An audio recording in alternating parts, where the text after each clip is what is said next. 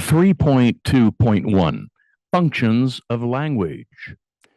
Learning objectives. Identify and discuss the four main types of linguistic expressions. Discuss the power of language to express our identities, affect our credibility, control others, and perform actions. Discuss some of the sources of fun within language. Explain how neologisms and slang contribute to the dynamic nature of language. Identify the ways in which language can separate people and bring them together. What utterances make up our daily verbal communication? Some of our words convey meaning, some convey emotions, and some actually produce actions. Language also provides endless opportunities for fun because of its limitless, sometimes nonsensical, and always changing nature. In this section, we will learn about the 5 functions of language, which shows us that language is expressive, language is powerful, language is fun, language is dynamic, and language is relational. Heading: Language is expressive. Verbal communication helps us meet various needs through our ability to express ourselves. In terms of instrumental needs, we use verbal communication to ask questions that provide us with specific information. We also use verbal communication to describe things, people, and ideas. Verbal communication helps us to inform, persuade, and entertain others, which, as we will learn later, are 3 general purposes of public speaking. It is also through our verbal expressions that our personal relationships are formed. At its essence, language is expressive. Verbal expressions help us communicate our observations, thoughts, feelings, and needs. Heading: Expressing observations. When we express observations, we report on the sensory information we are taking or have taken in. Eyewitness testimony is a good example of communicating observations. Witnesses are not supposed to make judgments or offer conclusions. They only communicate factual knowledge as they experienced it. For example, a witness could say, "I saw a white Mitsubishi Eclipse leaving my neighbor's house at 10:30 p.m." As we learned in the chapter titled Communication and Perception, Observation, and Description, occur in the first step of the perception checking process. When you are trying to make sense of an experience, expressing observations in a descriptive rather than an evaluative way can lessen defensiveness, which facilitates competent communication. Heading: Expressing thoughts. When we express thoughts, we draw conclusions based on what we have experienced. In the perception process, this is similar to the interpretation step. We take various observations and evaluate and interpret them to assign them meaning, a conclusion. Whereas our observations are based on sensory information, what we saw, what we read, what we heard. Thoughts are connected to our beliefs, what we think is true, false. Attitudes, what we like and dislike. And values, what we think is right, wrong, or good, bad. Jury members are expected to express thoughts based on reported observations to help reach a conclusion about someone's guilt or innocence. A juror might express the following thought: the neighbor who saw the car leaving the night of the crime seemed credible, and the defendant seemed to have a shady past. I think he's trying to hide something.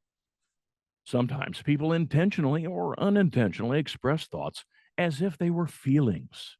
For example, when people say, "I feel like you're too strict with your attendance policy," they aren't really expressing a feeling, they are expressing a judgment about the other person, a thought. Heading: Expressing feelings. When we express feelings, we communicate our emotions. Expressing feelings is a difficult part of verbal communication because there are many social norms about how, why, when, where, and to whom we express our emotions. Norms for emotional expression also vary based on nationality and other cultural identities and characteristics, such as age and gender. In terms of age, young children are typically freer to express positive and negative emotions in public. Gendered elements intersect with age as boys grow older and are socialized into a norm of emotional restraint. Although individual men vary in the degree in which they are emotionally expressive, there is still a prevailing social norm that encourages and even expects women to be more emotionally expressive than men. Expressing feelings can be uncomfortable for those listening. Some people are generally not good at or comfortable with receiving and processing other people's feelings. Even those with good empathetic listening skills can be positively or negatively affected by others' emotions. Expressions of anger can be especially difficult to manage because they represent a threat to the face and self esteem of others.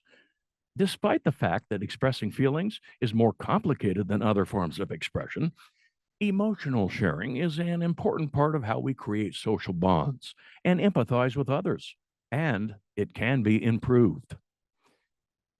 In order to verbally express our emotions, it is important that we develop an emotional vocabulary.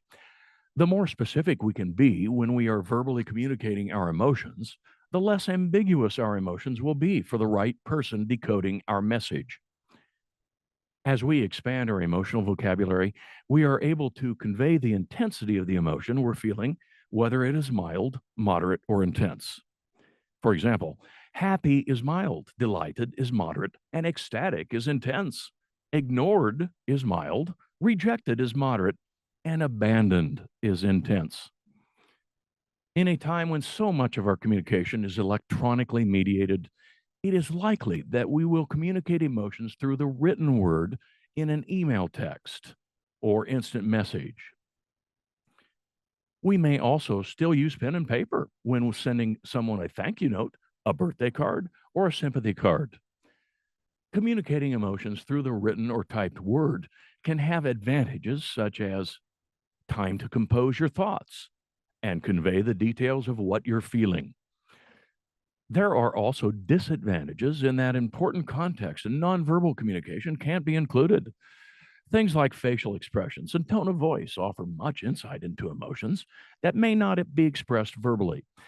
There is also a lack of immediate feedback.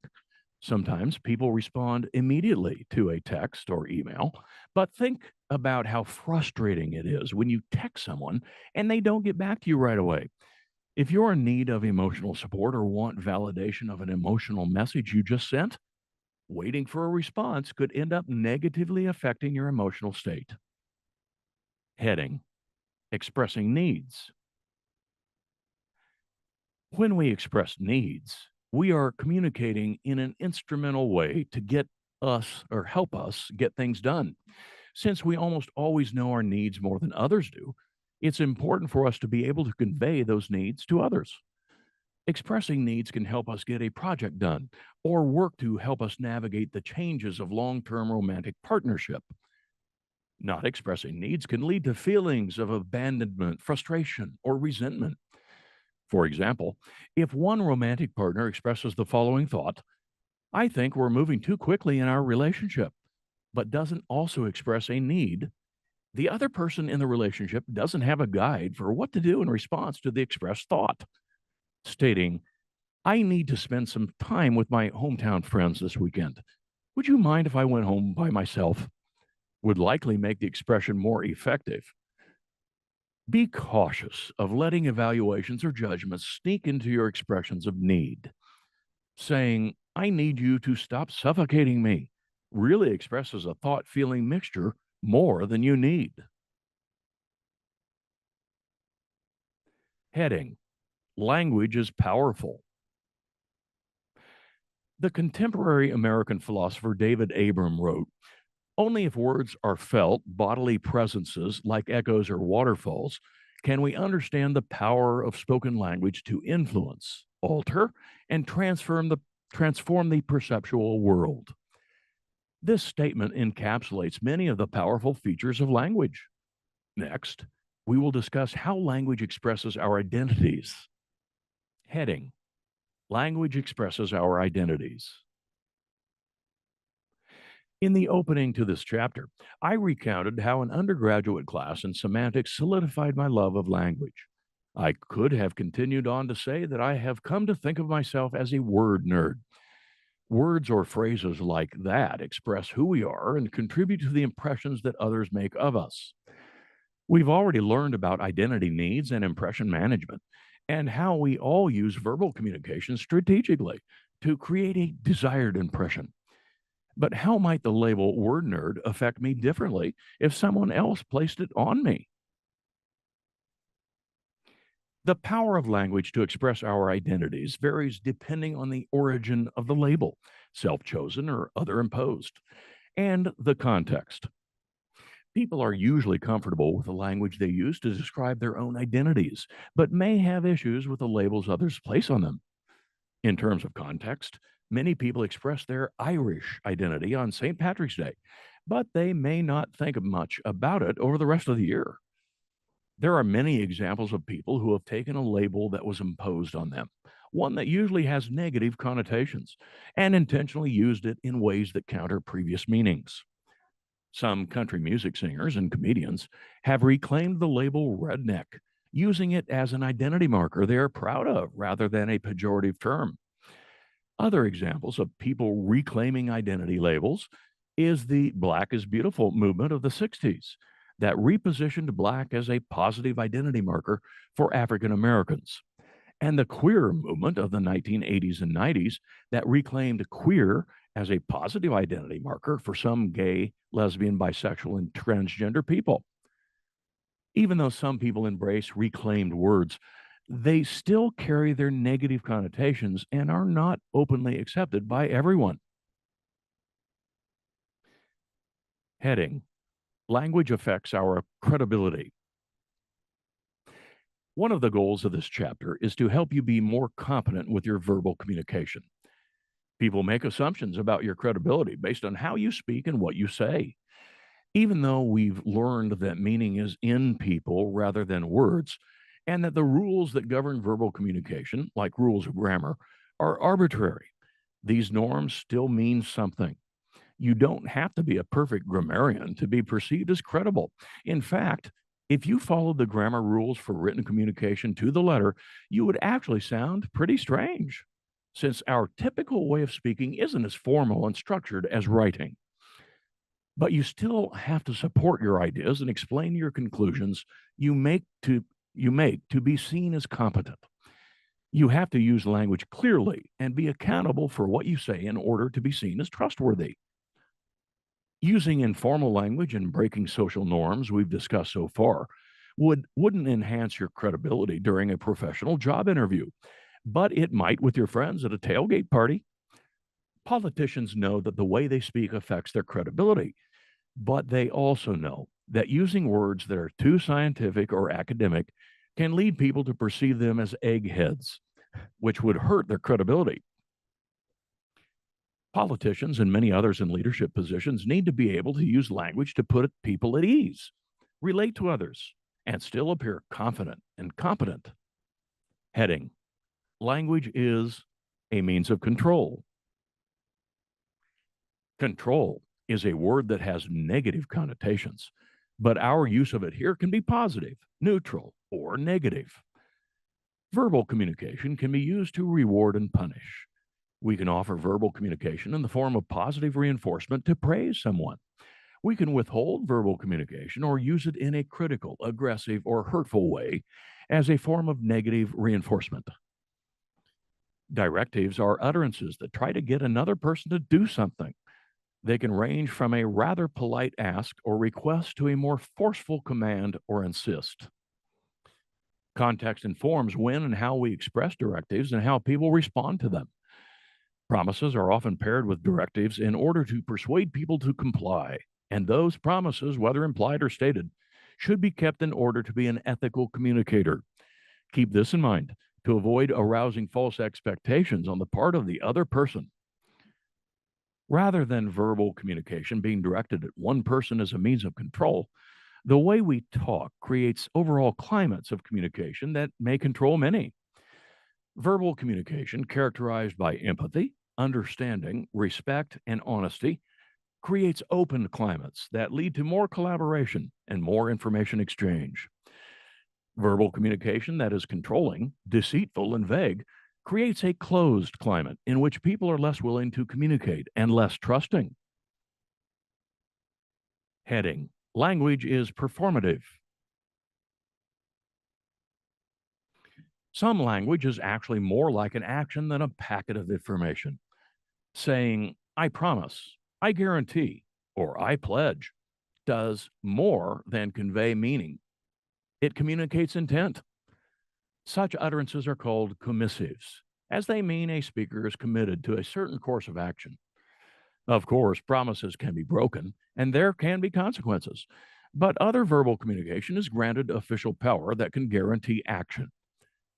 The two simple words, I do, can mean that a person has agreed to an oath before taking a witness stand or assuming the presidency. It can also mean that two people are now bound in a relationship, recognized by the government and or a religious community. These two words, if said in the right context in front of the right person, such as a judge or a reverend, bring with them obligations that cannot be undone without additional steps and potential negative repercussions.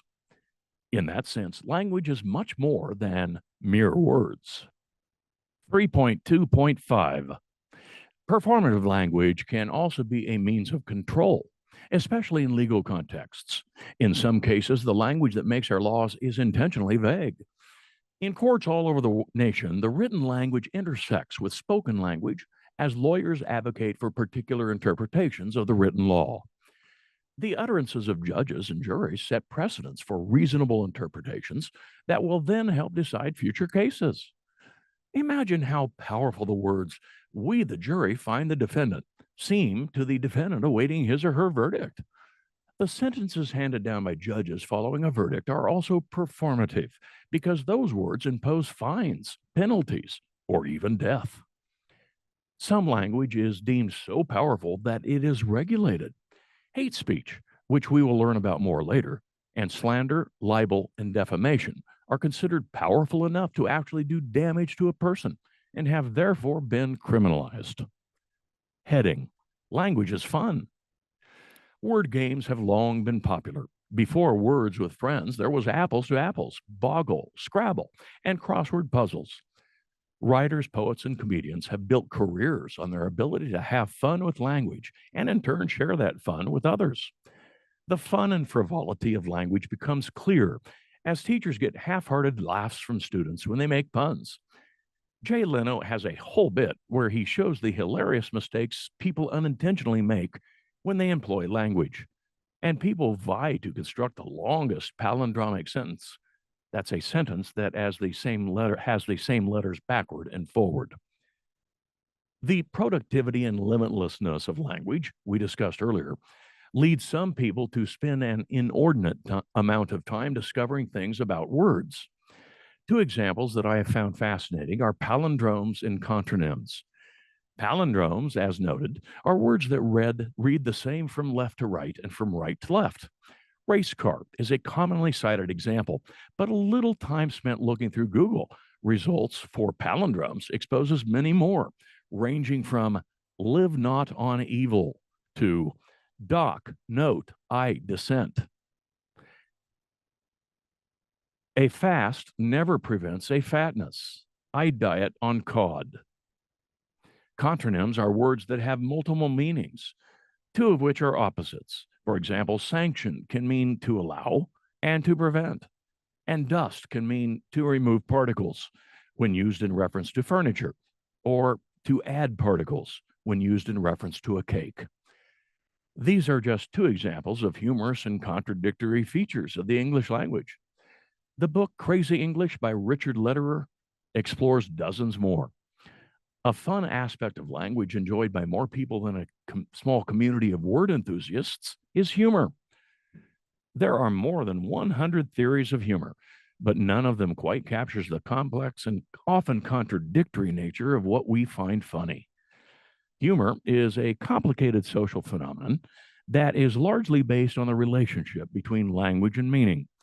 Humor functions to liven up conversations, break the ice, and increase group cohesion.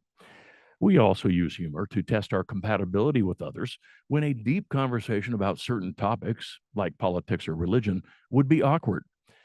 Bringing up these topics in a lighthearted way can give us indirect information about another person's beliefs, attitudes, and values. Based on their response to the humorous message, we can either probe further or change the subject and write it off as a poor attempt at humor. Using humor also draws attention to us, and the reactions that we get from others feeds into our self-concept. We also use humor to disclose information about ourselves that we might not feel comfortable revealing in a more straightforward way. Humor can also be used to express sexual interest or to cope with bad news or bad situations. We first start to develop an understanding of humor as children when we realize that the words we use for objects are really arbitrary and can be manipulated. This manipulation creates a distortion or incongruous moment in the reality that we had previously known. Some humor scholars believe that this early wordplay, for example, calling a horse a turtle and a turtle a horse, leads us to appreciate language based humor like puns and riddles. It is in the process of encoding and decoding that humor emerges. People use encoding to decide how and when to use humor, and people use decoding to make sense of humorous communication. Things can go wrong in both of those processes. I'm sure we can all relate to the experience of witnessing a poorly timed or executed joke, a problem with encoding, and of not getting a joke, a problem with decoding. Heading: Language is dynamic. As we already learned, language is essentially limitless. We may create a one of a kind sentence combining words in new ways and never know it. Aside from the endless structural possibilities, words change meaning, and new words are created daily. In this section, we'll learn more about the dynamic nature of language by focusing on neologisms and slang. Heading: Neologisms. Neologisms are newly coined or used words. Newly coined words are those that were just brought into linguistic existence. Newly used words make their way into languages in several ways, including borrowing and changing structure. Taking is actually a more fitting descriptor than borrowing, since we take words that don't really give them back. In any case, borrowing is the primary means through which languages expand. English is a good case in point, as most of its vocabulary is borrowed and doesn't reflect the language's Germanic origins. English has been called the vacuum cleaner of languages. Weekend is a popular English word based on the number of languages that have borrowed it. We have borrowed many, many words, like chic from the French, karaoke from the Japanese, and caravan from Arabic. Structural changes also lead to new words. Compound words are neologisms that are created by joining two already known words: keyboard, newspaper, and gift card. They are all compound words that were formed when new things were created or conceived. We also create new words by adding something, subtracting something, or blending them together. For example, we can add affixes, meaning a prefix or a suffix, to a word. Affixing usually alters the original meaning, but doesn't completely change it. Ex-husband and kitchenette are relatively recent examples of such changes. New words are also formed when clipping a word, like examination, which creates a new word, exam, that retains the same meaning. And last, we can form new words by blending old ones together. Words like breakfast and lunch blend letters and meaning to form a new word, brunch. Existing words also change in their use and meaning. The digital age has given rise to some interesting changes in word usage. Before Facebook, the word friend had many meanings, but it was mostly used as a noun referring to a companion. The sentence, I'll friend you, wouldn't have made sense to many people just a few years ago because friend wasn't used as a verb. Google went from being a proper noun referring to a company to a more general verb that refers to searching for something on the internet, perhaps not even using the Google search engine. Meanings can expand or contract without changing from a noun to a verb. Gay An adjective for feeling happy, expanded to include gay as an adjective describing a person's sexual orientation. Perhaps because of the confusion that this caused, the meaning of gay has contracted again, as the earlier meaning is now considered archaic, meaning it is no longer in common usage. The American Dialect Society names an overall Word of the Year each year and selects winners in several more specific categories. The winning words are usually new words or words that recently took on new meaning. In 2010, the overall winner was Occupy as a result of the Occupy Wall Street movement. The word named the most likely to succeed was cloud as a result of Apple unveiling its new online space for file storage and retrieval. Although languages are dying out at an alarming rate, many languages are growing in terms of new words and expanded meanings, thanks largely to advances in technology, as can be seen in the example of cloud. Heading: Slang. Slang is a great example of the dynamic nature of language. Slang refers to new or adapted words that are specific to a group, context, and or time period. Regarded as less formal, the representative of people's creative play with language. Research has shown that only about 10% of the slang terms that emerge over a 15-year period survive. Many more take their place, though, as new slang words are created using inversion, reduction, or old-fashioned creativity.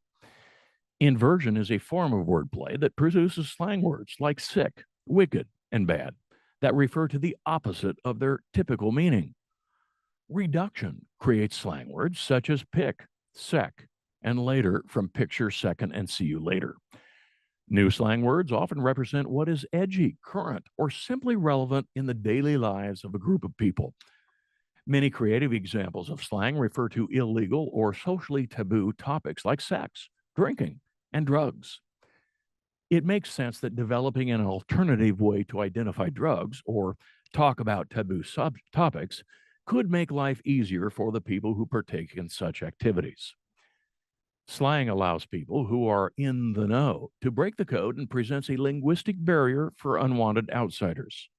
Taking a moment to think about the amount of slang that refers to being intoxicated on drugs or alcohol or engaging in sexual activity should generate a lengthy list. When I first started teaching this course in the early 2000s, Cal Poly Pomona had been compiling a list of the top 20 college slang words of the year for a few years. The top slang word for 1997 was da bomb, which means great, awesome, or extremely cool. And the top word for 2001 and 2002 was tight, which is used as a generic positive meaning attractive, nice, or cool.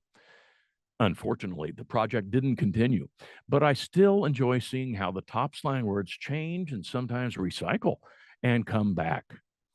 I always end up learning some new words for my students.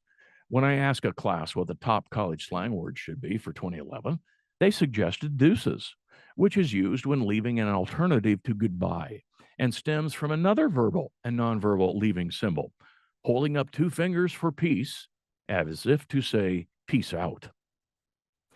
It's difficult for my students to identify the slang they use at any given moment because it is worked into our everyday language patterns and becomes very natural. Just as we learned here, new words can create a lot of buzz and become a part of common usage very quickly. The same can happen with new slang terms.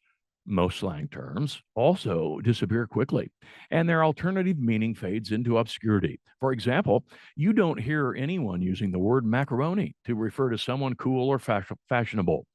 But that's exactly what the common slang meaning of the word was at the time the song Yankee Doodle was written. Yankee Doodle isn't saying the feather he sticks in his cap is small, curved pasta shell. He is saying it's cool or stylish. 3.2.8 Heading: Language is relational. We use verbal communication to initiate, maintain, and terminate our interpersonal relationships. The first few exchanges with a potential romantic partner or friend help us size up the other person and figure out if we want to pursue a relationship or not. We then use verbal communication to remind others how we feel about them and to check in with them, engaging in relationship maintenance through language use. When negative feelings arrive and persist, or for many other reasons, we often use verbal communication to end a relationship. Heading: Language can bring us together. Interpersonally, verbal communication is key to bringing people together and maintaining relationships. Whether intentionally or unintentionally, our use of words like I, you, we, our, and us affect our relationships. We language includes the words we, our, and us, and can be used to promote a feeling of inclusiveness. I language can be useful when expressing thoughts, needs, and feelings because it leads us to own our expressions and avoid the tendency to mistakenly attribute the cause of our thoughts, needs, and feelings to others. Communicating emotions using I language may also facilitate emotion sharing by not making our conversational partner feel at fault or defensive. For example, instead of saying, "You're making me crazy," you could say, "I'm starting to feel really anxious because we can't make a decision about this." Conversely, you language can lead people to become defensive and feel attacked, which could be divisive and result in feelings of interpersonal separation. Aside from the specific words that we use, the frequency of communication impacts relationships. Of course, the content of what is said is important, but research shows that romantic partners who communicate frequently with each other and with mutual friends and family members experience less stress and uncertainty in their relationship and are more likely to stay together. When frequent communication combines with supportive changes and messages, which are messages communicated in an open, honest, and non confrontational way, people are sure to come together. Moving from the interpersonal to the sociocultural level, we can see that speaking the same language can bring people together. When a person is surrounded by people who do not speak his or her native language, it can be very comforting to run into another person who speaks the same language. Even if the two people are strangers, the ease of linguistic compatibility is comforting and can quickly facilitate a social bond.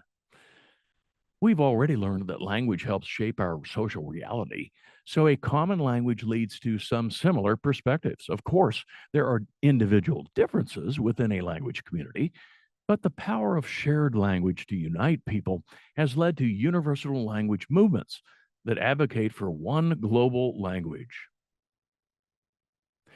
Serious attempts to create a common language, sometimes referred to as lingua franca or auxiliary language, began in the 1600s as world exploration brought increased trade, and Latin was no longer effective as the language of international business. Since then, hundreds of auxiliary languages have been recorded, but none have achieved widespread international usage or been officially recognized as an international language. While some such movements were primarily motivated by business and profit, others hope to promote mutual understanding, more effective diplomacy, and peaceful coexistence. Esperanto, which means hopeful, is the most well known and widely used auxiliary language that was intended to serve as a common international language. Esperanto was invented by a Polish eye doctor at the end of the 1800s, and today has been has between 1 and 2 million fluent speakers worldwide. Many works of literature and important manuscripts like the Bible and the Quran have been translated into Esperanto, and many original works of literature and academic articles have been written in the language.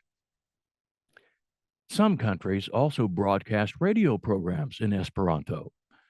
Several barriers will have to be overcome in order for auxiliary language like Esperanto to gain international acceptance.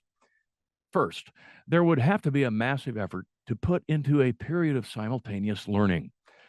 Otherwise, it is difficult to motivate people to learn a language that is not necessary for their daily lives and that no one else speaks. Second, as we have learned, people take pride in their linguistic identity and find pleasure in playing with the rules of language, creatively inventing new words and meanings that constantly change a language. Such changes may be impossible to accommodate in an auxiliary language. Lastly, the optimism of an internationally shared language eventually gives way to realism. If a shared language really brings peaceful coexistence, how do we explain all the civil wars and other conflicts that have been fought between people who speak the same language? As new languages are invented, many more languages are dying. Linguists and native speakers of endangered languages have also rallied around so called dying languages to preserve them. In the United States, Cajun French in Louisiana, French Canadian in Maine, and Pennsylvania Dutch are examples of language communities that are in danger of losing the language that has united them, in some cases for hundreds of years. Although American English is in no danger of dying soon, there have been multiple attempts to make English the official language of the United States. Sometimes the argument supporting this proposition seems to be based on the notion that a shared language will lead to more solidarity and in group identification among the speakers. However, many of these movements are politically and ideologically motivated and actually seek to marginalize and or expel immigrants, typically immigrants who are also people of color. The United States isn't the only country that has debated the merits of officially recognizing only certain languages. Similar debates have been going on for many years regarding whether French, English, or both should be the official language in Quebec, Canada, and which languages, such as French, Dutch, or Flemish, should be used in what contexts in Belgium. In such cases, we can see that verbal communication can also divide people. Heading: Language can separate us. Whether it's criticism, teasing, or language differences, verbal communication can also lead to feelings of separation. Language differences alone do not present insurmountable barriers. We can learn other languages with time and effort. There are other people who can translate and serve as bridges across languages. And we can also communicate quite a lot nonverbally in the absence of linguistic compatibility. People who speak the same language can intentionally or use language to separate. The words us and them can be a powerful start to separation. Think of how language played a role in segregation in the United States as the notion of separate but equal was upheld by the Supreme Court, and how apartheid affected South Africa as limits based on finances and education were placed on the Black majority's rights to vote.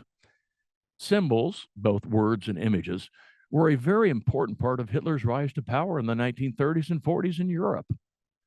Various combinations of colored stars, triangles, letters, and other symbols were sewn into the clothing or uniforms of people persecuted by the Nazis in order to classify them. People were labeled and reduced to certain characteristics rather than seen as complete humans, which facilitated the Nazis' oppression, violence, and killing. At the interpersonal level, unsupportive messages can make others respond defensively, which can lead to feelings of separation and actual separation or disillusion of a relationship. It's impossible to be supportive in our communication all the time, but consistently unsupportive messages can hurt others' self esteem, escalate conflict, and lead to defensiveness. People who regularly use unsupportive messages may create a toxic win lose climate in a relationship. 6 verbal tactics that can lead to feelings of defensiveness and separation are global labels: sarcasm, dragging up the past, negative comparisons, judgmental you messages, and threats. Common types of unsupportive messages. Global labels. Number 1, you're a liar. Labeling someone irresponsible, untrustworthy, selfish, or lazy calls his or her whole identity as a person into question. Such sweeping judgments and generalizations are sure to only escalate a negative situation. Sarcasm. Number 2, no, you didn't miss anything in class on Wednesday. We just sat here and looked at each other. Even though sarcasm is often disguised as humor, it usually represents passive aggressive behavior through which a person indirectly communicates negative feelings. Dragging up the past. Number 3, I should have known not to trust you when you never paid me back that $100 I let you borrow. Bringing up negative past experiences is a tactic used by people when they don't want to discuss a current situation. Sometimes people have built up negative feelings that are suddenly let out by a seemingly small thing in a moment. Negative comparisons. Number 4. Jade graduated from college without any credit card debt. I guess you're just not as responsible as her. Holding a person up to the supposed standards or characteristics of another person can lead to feelings of inferiority and resentment. Parents and teachers may unfairly compare children to their siblings. Judgmental you messages. Number 5. You're never going to be able to hold down a job. Accusatory messages are usually generalized overstatements about another person that go beyond labeling, but still do not describe specific behavior in a productive way. Threats. Number 6. If you don't stop texting back and forth with your ex, both of you are going to regret it. Threatening someone with violence or some other negative consequence usually signals the end of productive communication. Aside from the potential legal consequences, threats usually overcompensate for a person's insecurity.